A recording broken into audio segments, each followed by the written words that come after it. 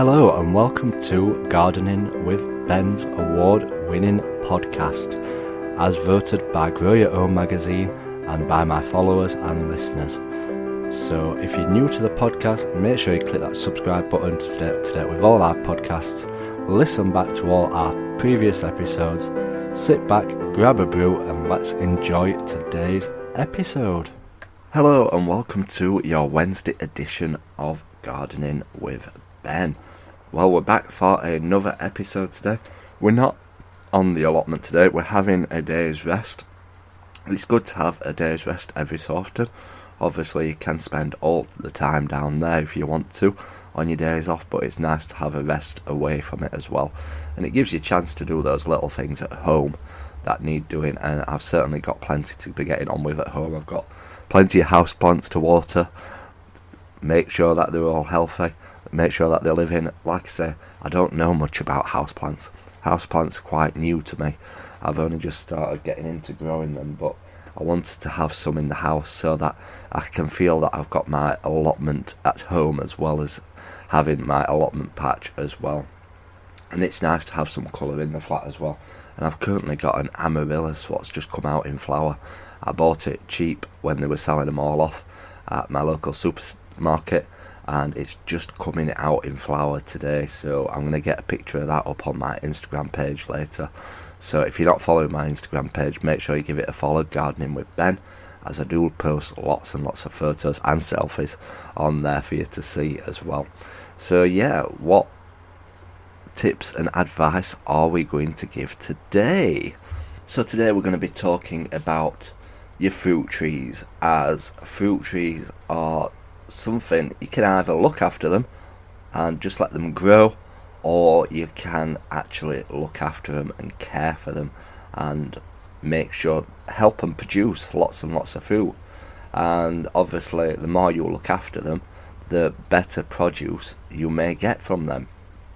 But obviously that all depends on the weather and the situation as well, because sometimes you can look after plants and they don't produce anything, and then sometimes you don't look after them and they still produce lots of fruit. So it's a variable situation, to be honest. But around this time of year I like to look after my fruit trees and give them the attention that they need, because they're pretty off dormant around this time of year. Mine have just started sending out all the buds on them, and hopefully in a couple of months we'll start seeing some blossom appear on them and getting ready for the year ahead to hopefully produce some fruit. But around this time of year it's a good time to have a look around your fruit trees and have a look at the branches. Mine need a trim off the top because we're not meant to let them grow that tall being on an allotment site, but I do need to give them a trim, as obviously I've had them in 16-17 years, a couple of them, my plum tree and my cooking apple tree, so they're well established trees now, but they are kept under control. And I like to prune a bit off the top to keep them nice and small and to make them fill out. And also you need to look at the branches to make sure that there's none crossing one another, because you've got to let the air flow around the fruit tree, and if there's no airflow that can cause the fruit to rot when it's growing on it and produce issues and diseases happening on the tree. So you need to make sure there's no branches crossing one another. So you shouldn't be pruning your plum tree around now. Just make sure that you don't prune your plum tree. Any that have got stones in them, you don't prune now. You prune them in the end of spring, summertime. So the ones that you can prune now are your apple trees and your pear trees. So I need to be looking at sorting out the branches what are crossing one another. I need to give them a trim off the top and also just give it a good nice shape. But I've got to be careful because I did give my cooking apple a massive prune last year and it didn't get many cooking apples on it last year. So I'm thinking because I gave it a big prune, it affected the produce that it produced. So I don't want to give it a massive prune this year. So I'll only be giving it a tiny little shaping. I won't be taking off too many branches because I don't want to upset it, as hopefully we can get some cooking apples on it this year, because cooking apples are really expensive to buy from the supermarket. If you've seen the price of them, you'll know.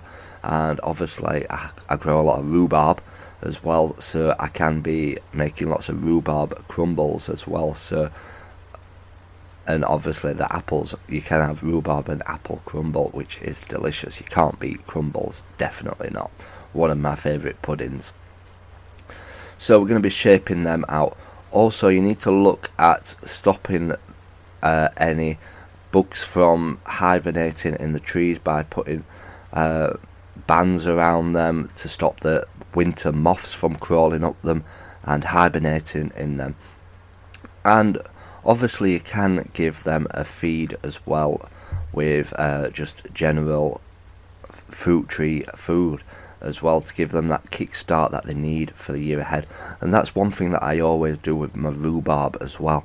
This time of year I'll always put some chicken pellets around the rhubarb crown, not on the crown because you don't want to burn the crown, but around the crown, to give it the food and nutrition for the year ahead. Or you can use manure as well if you want to use manure, but just make sure it doesn't go on the crown because you don't want to burn it. And then obviously the same goes for fruit bushes as well.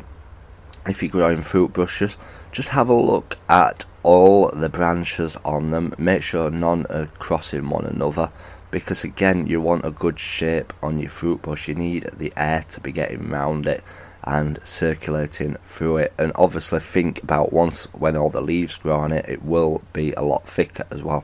So just make sure you've got that space around it.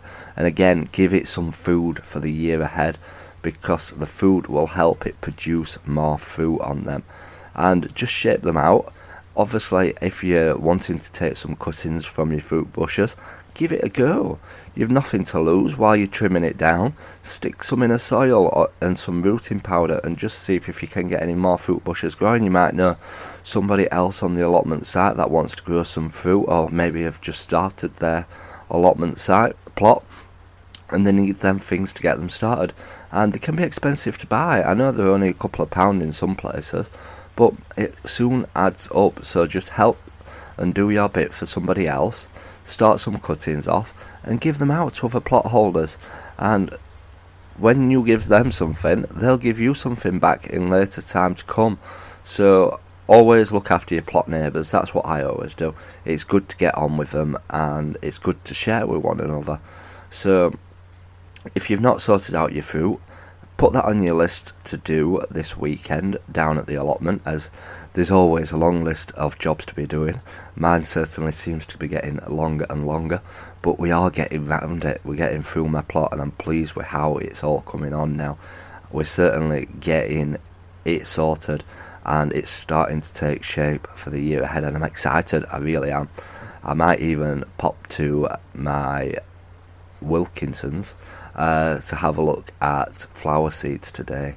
I might go for a walk down there later just to see what sort of flower seeds they've got in, and I need to plan what I need to grow for my flowers, because I want to grow a massive amount of flowers this year. I want to grow so many down at the allotment site, and I've always gone to Wilkinson's because they are the cheapest, and I have good responses from the seeds themselves. I never have any issues with growing seeds from Wilkinson's, so I may pop down after I've just recorded this podcast. It's got me thinking now.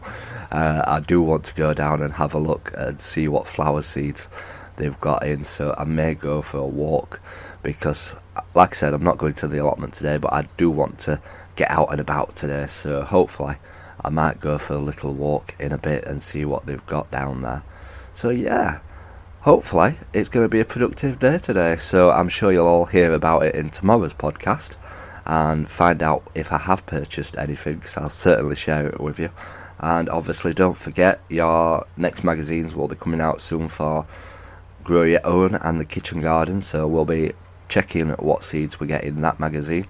That will be March's edition, So yeah, I'm excited for that. I always enjoy reading them to get tips and share stuff with you as well, because like I always say, I don't know everything. I'm learning all the time, so I do like to research stuff and then feed it back to you guys listening.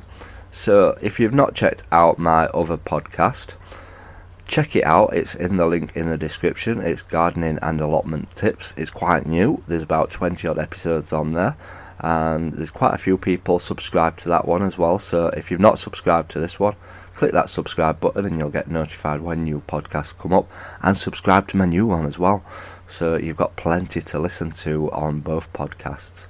Until next time, remember, keep smiling, keep gardening, and keep listening to Gardening with Ben's podcasts.